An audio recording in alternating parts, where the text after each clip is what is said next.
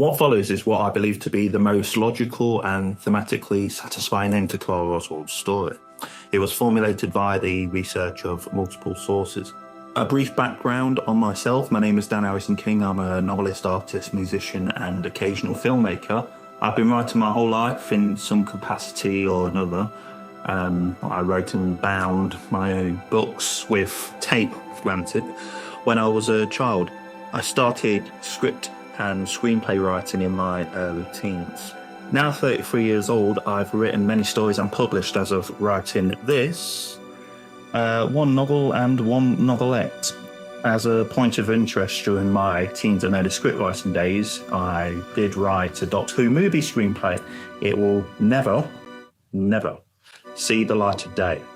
In my writing, I always strive for logic and competency whilst also trying to be thought-provoking, symbolic and entertaining.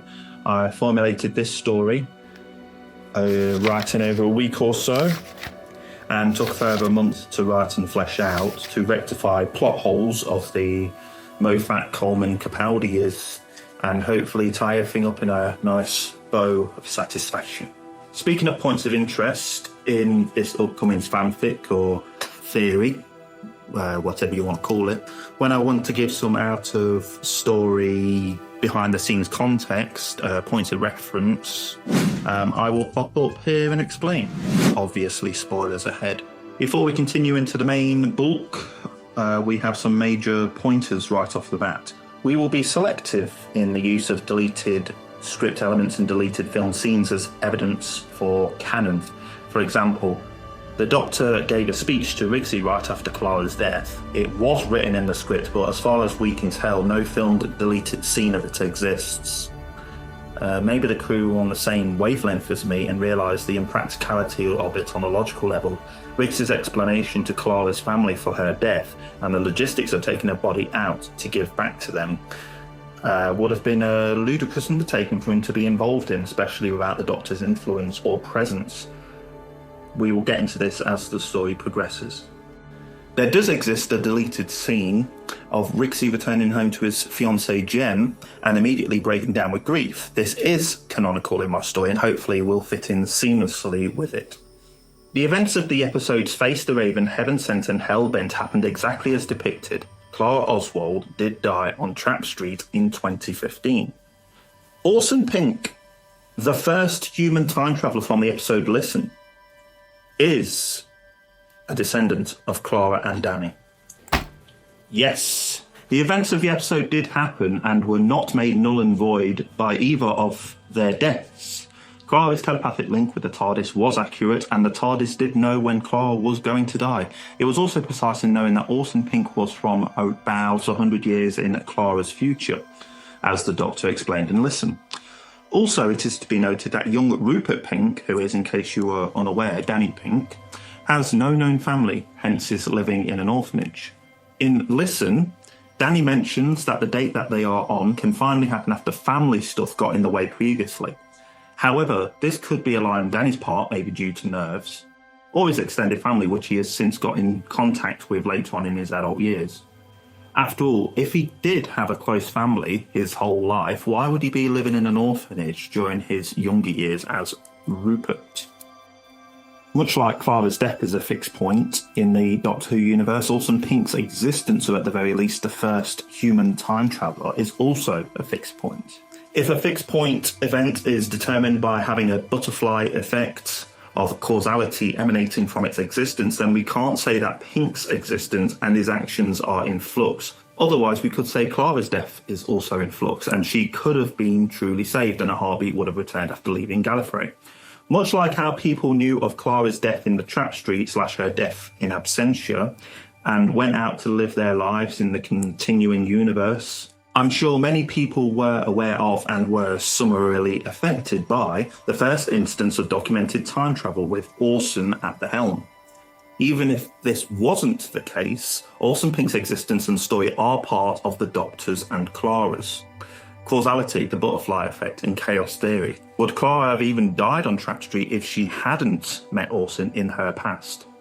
It could even be suggested that this is some kind of grandfather paradox.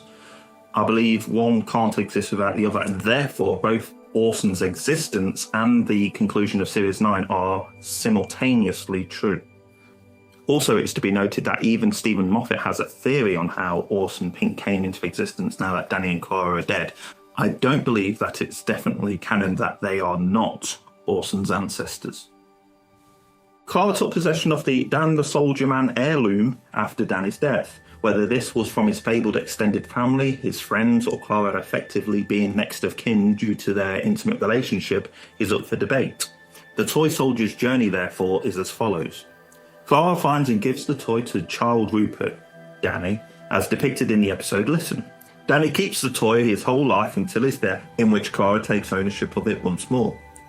The toy is passed down through Danny and Clara's descendants until it ultimately reaches Orson. Orson gives Clara the toy, as we see in Listen. When the latter states it is a family heirloom, the former confirms it to be so, but still hands it to her.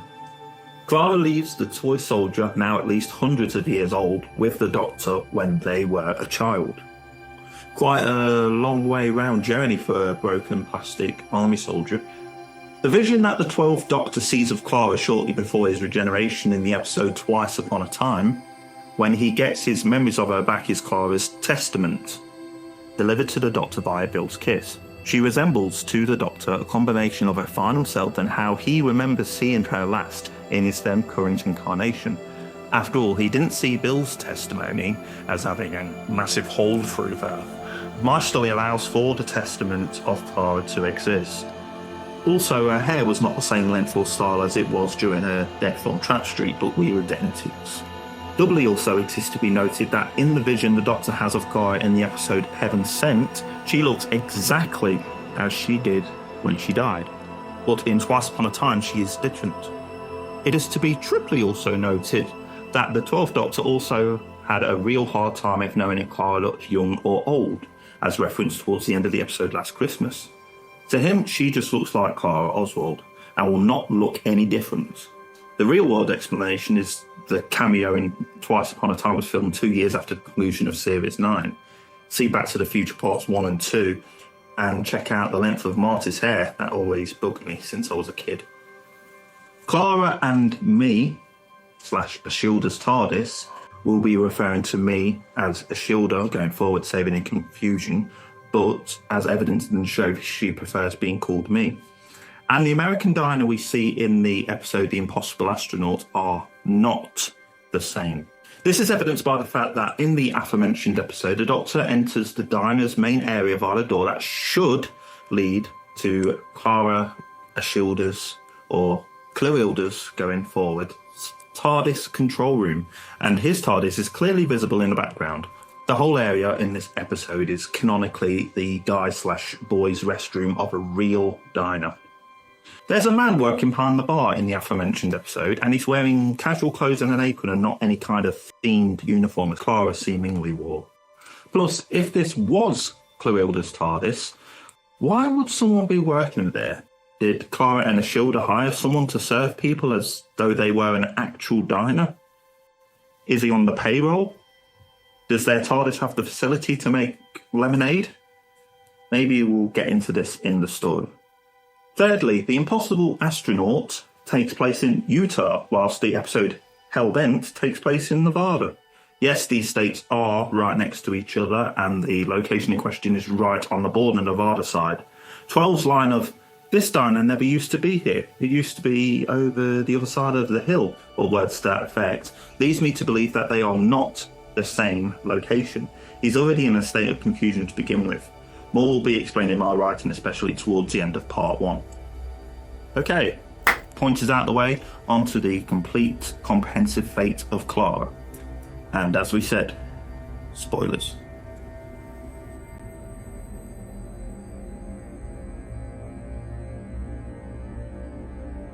Two girls, the impossible and the immortal, were once moments away from their separate finales.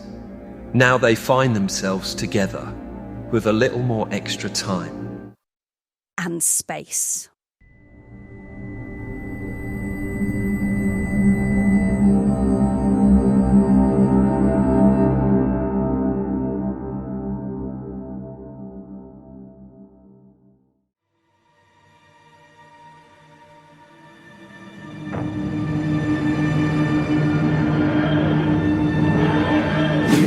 of the episodes Face the Raven, Heaven Sent and Hellbent occur without the latter's diner scenes at this point, up until the moment in which the Doctor's memories of Clara are removed in the recently stolen TARDIS. Clara and Ashildr return to Earth. They attempt to land near the Doctor's TARDIS. Not being that competent in flying theirs at this moment in time, no pun intended, they end up in Nevada. Also, Clara tries to get as close to her death date as possible, but arrives 3 months and 9 hours late, making it around 22:45 hours GMT or 14:45 PDT/PST locally in Nevada. Clarild's TARDIS's chameleon circuit disguises the ship as a cactus. I was originally thinking outcrop or something deserty. Let's go with cactus. They debate whether to leave and materialise in London, but Clara ultimately decides they should leave the Doctor where they find themselves, lest he wake up any moment from his memory wipe, which could lead to negative, unknown and/or potentially dangerous repercussions if such a thing occurred. Finding themselves where they've landed, the middle of a desert, they walk for a short distance carrying the Doctor and find a road. They lay the now stirring Doctor on the ground as comfortably as they can and flag down a passing vehicle. They leave the Doctor with the man who was driving, hoping him to be trustworthy. He seems it. Clara asks of him, Take care of him. He may be sad when he wakes up. Not necessary to the plot, but maybe for payment they give the man the Doctor's sonic glasses and or the expired human-compatible neuroblock. Exotic alien tech in Nevada must be worth a fortune. Whatever the case, we do know that the Doctor got his sonic glasses back as he had them in Clarild's TARDIS diner and had no chance to get a new pair from the TARDIS. As another point of interest, the guitar that the Doctor noodles on in Clarild's diner TARDIS is not the same as that which he played in previous episodes, backed up by the fact that at this point in the story, the Doctor's TARDIS was still in London. The Doctor must have acquired this guitar during his Nevada wandering in search of the mysterious Clara and his TARDIS. Priorities, right? preparing to leave the Doctor behind. Taking one final look, Clara emotionally says her goodbyes and cries in the process. She and Ashildr walk back to their TARDIS after thanking the man. Ashildr asks Clara if she is okay, to which the latter bravely replies that she is. She wipes her eyes, but realises that the tears she was recently crying are dried up. Taking their TARDIS, they discuss the fact that they need to acquire the Doctor's and attempt to bring it to him. Even though she's had some experience with controlling a TARDIS, Clara is effectively learning as she goes along. She has had difficulty dematerialising due to the console's classic layout, and hence why they flew in the first place. Therefore, keeping with the flying for the time being, they head east into Utah. Below, they see settlements, towns, and, also briefly, an isolated diner. Clara quips that they need to get the hang of their TARDIS's dematerialising controls quickly, before they become UFO sighting of a flying cactus. Eventually, after much fumbling about, and Ashildr giving the manual a quick skim, they do dematerialise and continue on their way to London. Clara, realising their classic TARDIS layout does have a telepathic interface, uses her recent memories and tries to land near where the Doctor's TARDIS is located, both in space and time. I will reveal the location momentarily. However, they end up closer to the trap street instead, as it is prominently on Clara's mind. The TARDIS materialises in an alleyway. Its chameleon circuit disguises it as a dumpster. Initially, I was thinking of a traditional telephone box, but went with a dumpster for an attempt at comedic effect. Not sure how its doors would open up if it was a top-lifting dumpster. Maybe the gravity changes between the threshold of the exterior dumpster lid and the TARDIS's interior doors, which themselves could change to match the exterior. But I digress. Clara looks outside via the TARDIS's exterior camera screen, and looking at a map screen can tell that they are not near the Doctor's TARDIS, but rather closer to Trap Street. She realises that she was distracted and preoccupied with thoughts of it. Looking at the controls, she knows that they are roughly at the time of her death, but can't be too sure if they have arrived before or after. Ashildr volunteers to go out and find the Doctor's TARDIS, as she undoubtedly has a clearer mind. Also, her reasoning includes the assurance that Clara wouldn't run into her younger self by accident if they have arrived before her death. Clara gives her a rough indication of where she believes the Doctor's TARDIS is in relation to their current location, an estate to the north of where they currently are. I'm going with buildings right on the border between Haggerston and Shoreditch as the real-world location. Ashildr asks what the Doctor's TARDIS looks like. Clara replies with fondness, A blue police box. To the best of my knowledge, and rewatching the episodes The Girl Who Died / The Woman Who Lived, Ashildr never saw the Doctor's TARDIS. He, on both occasions, parked it far away from the action. Also, if she had seen it, she probably would have forgotten due to her multi-billion-year existence. Clara then questions if the running into your younger self logic also applies to Ashildr herself, to which the latter cryptically replies that there are two scenarios in play. 1, we're before your death, so therefore I'm safely in the refuge. Or 2, it's after, and I'm most likely far away from here by now. Clara is taken aback by the vague words as Ashildr leaves while saying she Won't be long. Alone, Clara stands for a while before going to the TARDIS's doors and opening one up slightly. Looking through the gap, she sees Ashildr just leaving the threshold of the alleyway and the busyness of the city making its way past. She closes the door and sits on the floor, resting up against the recently closed. She wonders what Ashildr meant by being most likely far away from here after her death. Ashildr, at the beginning of her police box acquiring quest, walks past Trap Street and takes a moment to reminisce about the place without entering. After recollections with mixed feelings, she continues in her search. I've decided to place the location of Trap Street off Redchurch Street in Shoreditch, London. This seems to be one of the locations pinpointed on the map printout in the episode Face the Raven. The real-world counterpart street is also one way, at least on its western end, and the main street in Face the Raven is also one way. After waiting for a while and no sign of Ashildr returning, Clara starts to become both worried and slightly suspicious. She opens up the door to her TARDIS once more. This time, however, she ventures out into the alleyway, cautiously. She reaches the threshold of where the alleyway meets the main road and looks around at all the activity. She looks roughly to the area where Trap Street is located, about the 2 o'clock position from the alleyway's threshold, noting that her attention and gaze want to actively but fleetingly stray from the area due to the misdirection circuit. To my understanding, a misdirection circuit and a perception filter are two separate entities in the Whoniverse, which perform similar functions. The misdirection circuit of Trap Street, according to the episode itself, was created by lurkworms which live in the street lamps of the said location. They emit telepathic frequencies to obscure the minds of passers-by and disguise the street's inhabitants to make everything seem normal.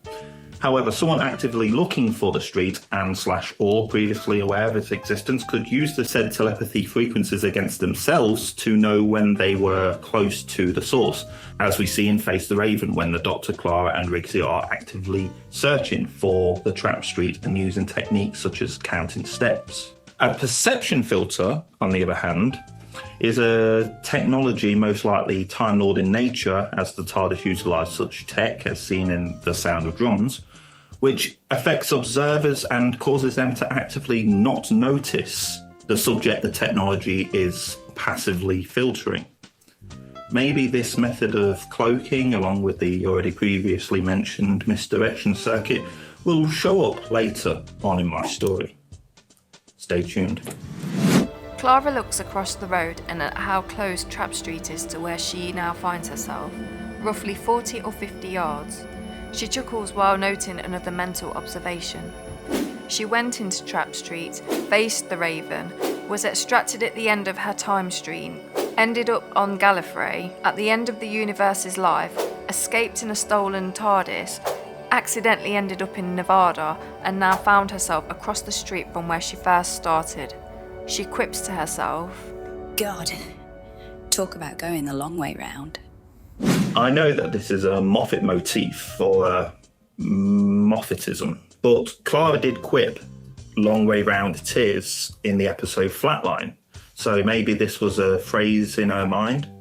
To my knowledge, she has only heard the Doctor use the phrase once in common parlance in the episode The Bells of St. John.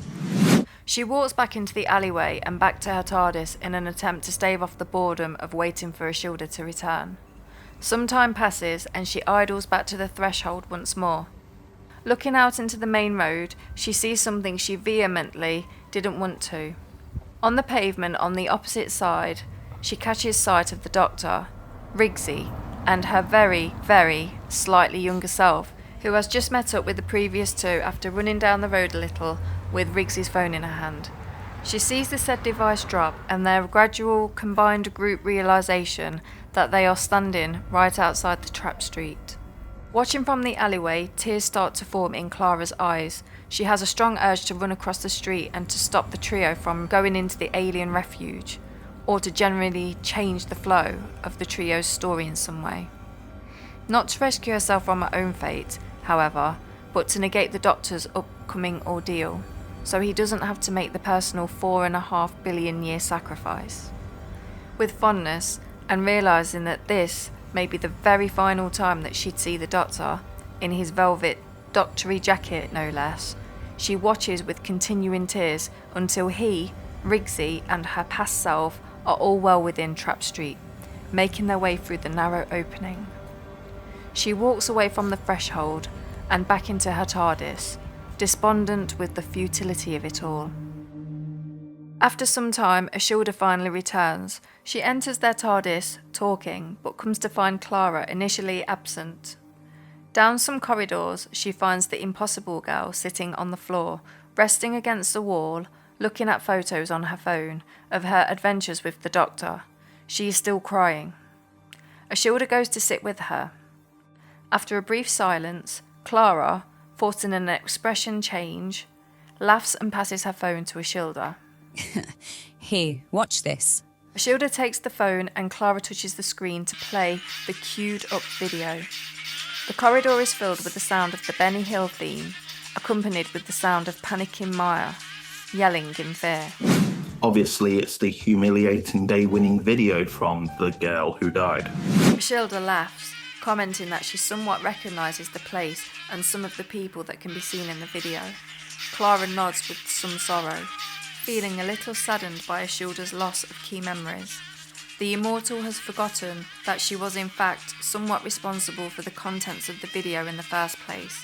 Clara points out to her, That was you. You won that day. As Ashildr continues watching and laughing, she sees, out the corner of her eye, Clara discreetly checking her pulse. Ashildr is drawn away from the clip and frowns in sympathy to her. She points out to Clara that her vitals must start again soon, logically because it is a miracle that she's even still functioning. Clara remains silent, her fingers still try to find a pulse. She stares into space before quietly muttering, I was a teacher. But there's one thing I never learned myself. We were before the Maya in their ship, and I was acting all doctory, do you remember? Ashildr shakes her head. I never learned that I'm not the Doctor. I know her character arc was ultimately becoming a Doctor, but my point here was that she wasn't the Doctor. Ashildr hands Clara her phone back and reminds her of what the Doctor detailed to her before he passed out. The rules on how to be a good Doctor. She also reminds Clara that the Doctor wanted her to Smile for him. Clara's expression does not change. More silence follows before it is broken by Ashildr, once again apologising for her death on Trap Street. Clara asks Ashildr if she saw it happen. The immortal replies that she didn't. The latter then gets the impression that the former wants to ask more questions, but is hesitant in doing so. During a new bout of silence, Ashildr draws the conversation in another direction. She states that she believes to have found the Doctor's Tardis, as it had Police Public Call Box written upon its 4 top edges, and asks about a St. John's ambulance emblem on the door. As Ashildr continues describing what she found, Clara starts to smile, and it gradually grows in strength slightly. Ashildr finishes by stating that she tried to open the door, but ultimately couldn't. Clara asks where the Doctor's Tardis is, and if there were Many people about. Ashildr replies that there were, and that she was getting some funny looks from them. Clara stands up, still forlorn, and makes her way to the console room.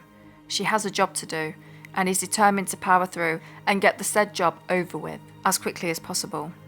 She tells Ashildr that they will go retrieve the ship at night to attract less attention. Clara flips some controls of their own TARDIS's console as Ashildr uses the telepathic interface to get them to their destination for retrieval. In the very early hours of the morning, and with Monday turning into Tuesday, there are very few people about. Clorilda's TARDIS is ready to materialise. Clara tries her best to accurately materialise around the Doctor's. She fails a few times, causing horrible and Not good. sounds. Eventually, with Ashildr's assistance in flipping and holding certain controls, their TARDIS starts materialising around the Doctor's, disguising itself as a small brick electrical substation, suitably in keeping with the nearby apartment buildings on the estate, as there are other substations sporadically littered around the area. Inside the console room, Clara and Ashildr watch the Doctor's TARDIS start to fade into view. With waves of changing opacity, Clara genuinely smiles and all eventually comes to a rest. Ashildr tries to drum up some more joy in Clara by awkwardly letting out a little cheer and clap. Clara leaves the console and visibly checks the integrity of the Doctor's TARDIS to make sure all is okay.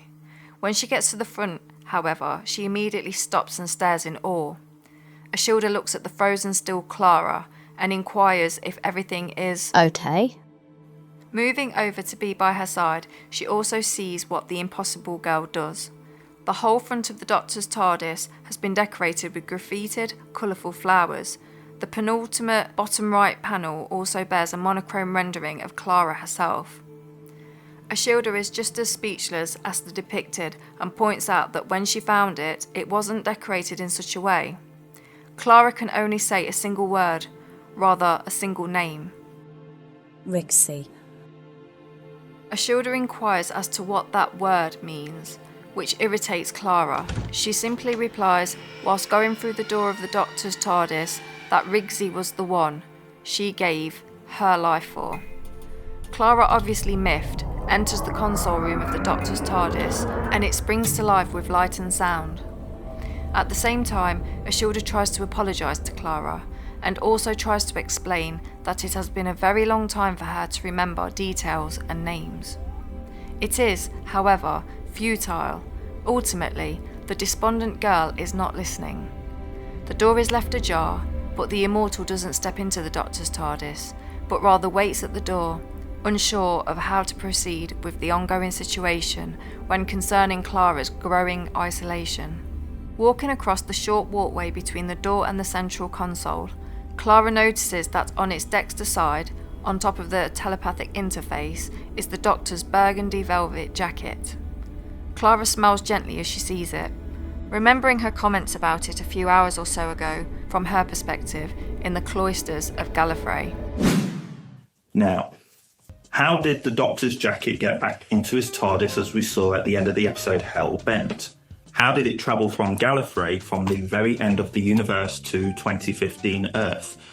Much like the Skywalker lightsaber in Star Wars The Force Awakens, it's a story for another time, meaning it will most likely never be answered.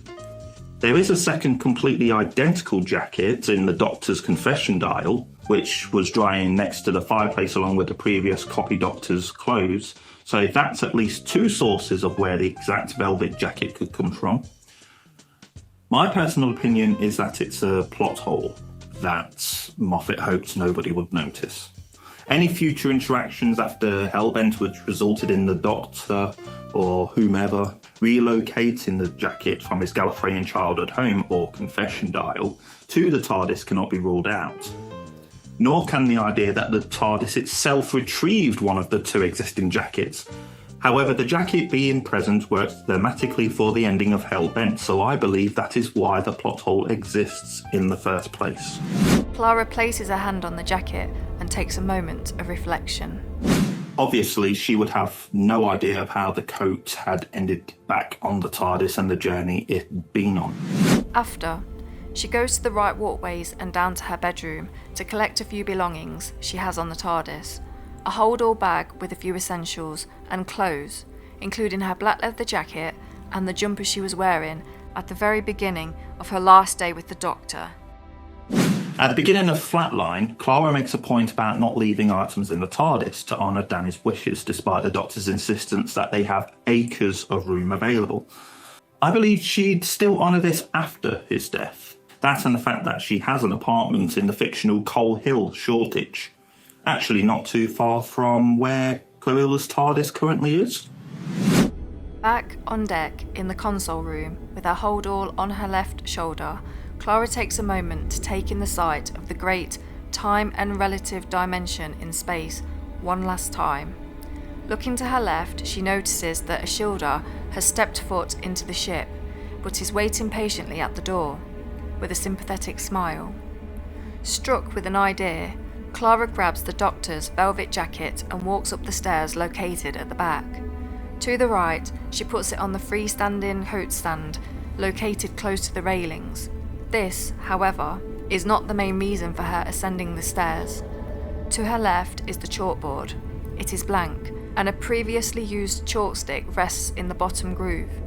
She smiles with building tears as she knows exactly what phrase to write, in big block letters in the relative centre of the board. Run, you clever boy. She takes a moment and continues below. And be a doctor. Placing the chalk back, she moves the board to be positioned right in front of the stairs and backs down the aforementioned while looking at her parting presentation for the Doctor. She turns and, standing on the main deck, places her hand on the TARDIS console for the final time and looks up at the columned time rotor and Gallifreyan adorned discs at the top. She smiles and remembers the last words the Doctor had said to her and the words she'd said to the Doctor before that in the cloisters. We may never know what she said, and that's a good thing. After a final brief moment of contemplation, she says her last goodbye to the Doctor's TARDIS. I know we had our differences, but thank you for everything. And take care of him for me. He may be sad. With an affectionate pat, she leaves the console and makes for the door. Ashildr smiles sympathetically again at Clara as their eyes meet. The latter smiles back. Ashildr leaves the door's threshold for Clara to turn there and take one last look at her previous second home and remember the adventures she had, thanks to her, the ship's abilities. She leaves the Doctor's TARDIS for the final time and slowly closes the door. Clara lies on her side, on a simple bed within Clarill's TARDIS. She is depressed. She practically went into the bowels of the ship and found the first bedroom-looking room she could and made it hers. She has been doing nothing but ruminating and has not said a word to Ashildr in such a long time. In between the bouts of pondering and self-loathing, she has been getting distracted by the absence of her heartbeat. In days gone by, she would have noticed when lying in bed the crunching sound of her ear physically pressing against the pillow and back due to her heartbeat. That, coupled with the gentle rock of her body she'd sometimes feel as her pulse unwaveringly continued without conscious thought. Now, she noted, there was nothing. Even with her left hand under her left ear, there was no rumble of a torrent of blood. She could only hear the distant ambience of her Tardis. Now and then, however, she would hear booted footsteps approaching, which would halt at the bedroom's threshold before receding away like very irregular sea waves. They happened to approach again as Clara was in her fortified state. However, this time, they seemingly stopped closer than they had done before. Ashildr, being cautious, asks Clara how she's feeling, to which the latter gives no answer. She approaches the bed softly. Clara can feel her feet sink left slightly as her immortal companion sits upon the mattress end. Ashildr points out to her that if she'd rather be alone, then let her know, before casually mentioning that they need to get the doctor's Tardis back to him at some point. She still gets no answer from Clara. She looks at the impossible girl's face and sees that she looks cried out, though her eyes are tearless and looking quite normal. Ashildr places a comforting hand on Clara's right sneakered foot before trying to humorously quip that she shouldn't wear shoes in bed, trying to elicit some kind of response from her. Clara, however, still stays silent, not even moving her eyes in the immortal's direction, let alone her head. She does, though, as her sympathetic companion stays with her, eventually speak. 4.5 billion years. He did what he did for 4.5 billion years. And I'm going to betray him of that because the universe requires me to do so.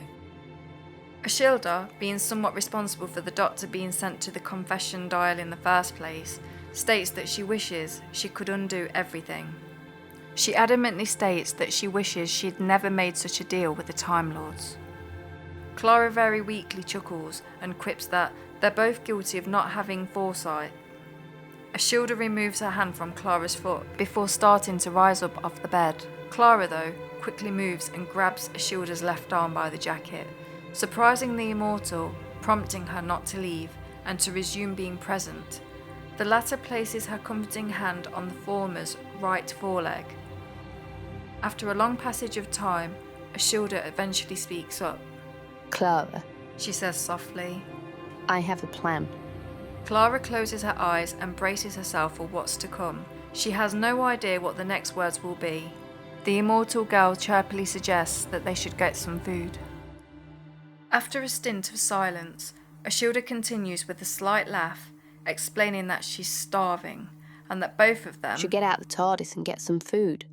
She also points out that There's a whole time and space range to choose from. for the first time in a long time, due to confusion, Clara sits up. Ashildr further explains that she didn't want to disturb her during her lamenting, but she has no idea how to fly their TARDIS. Otherwise, she would have gotten some food herself and some for Clara if she wanted some. The latter, now feeling a little ashamed, asks how long she's been lying down for, and the answer she receives from Ashildr shocks her. Just over a day. With lethargy, Clara rises up more, which causes Ashildr to spring into action and make sure she doesn't fall or suffer any ill side effects. Her hands go up to her forearms, attempting to steady her. It comes to the immortal's mind, however, that the impossible girl would be, and was perfectly fine, due to her unique, time-breaking condition. She asks Clara if she has slept at all. She says she hasn't, to her recollection. Ashildr then asks her if she's hungry. She says she feels no different than she did on Trap Street.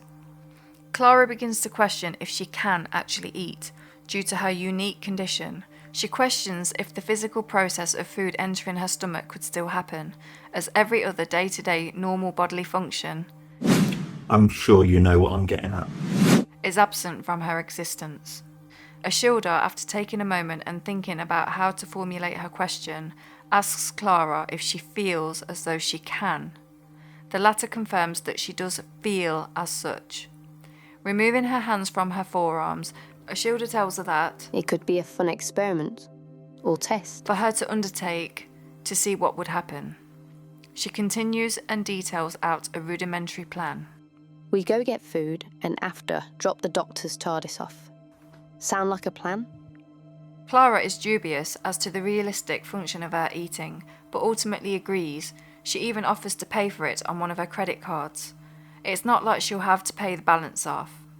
And, as a means of saying sorry to Ashildr For moping around. neglecting their normally functioning needs and effectively keeping her trapped on a supplyless Tardis for over a day, she suggests they Go to a fancy London restaurant.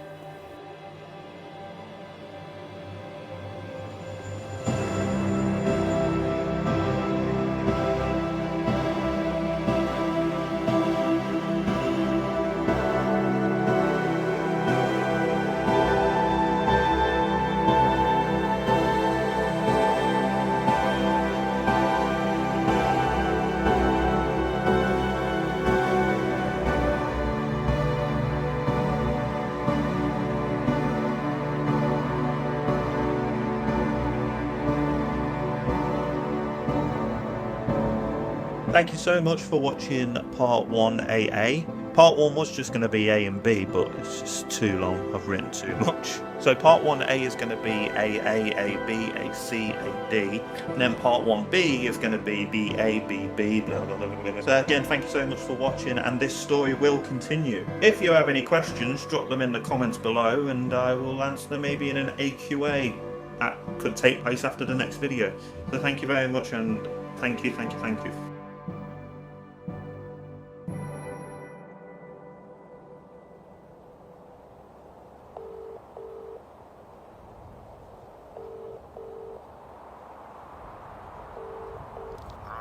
It's the doctor. Get me Kate Stewart on the phone. The one with the eyebrows. I don't care what time it is over there. The sun is only just setting here.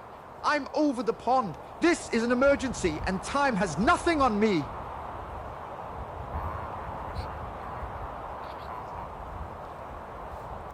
Yes, Doctor, what is happening? Kate Stewart, I've been suitably informed that you're at home. Yeah, well, never mind that. I need unit to look for and deliver my TARDIS to me if they find it. Find your TARDIS. Where are you? Nevada, United States. And where did you... What's happened exactly? I'm a bit hazy on recent events from my perspective, but I leave a housing estate in London, north of the river. It's where I parked her last. As I say, a bit hazy. An estate north of the Thames. That's where you want us to search. I'll search here, follow my intuition, wherever the road takes me in Marty. See if she's calling out. I've got a man called Marty helping me get around, helping me search for her. Can you trust him? He seems trustworthy. I'll be in touch in the morning. My morning. Is Clara not with you? Clara? No, just Marty with me. But he said that name to... Look! Who is Clara?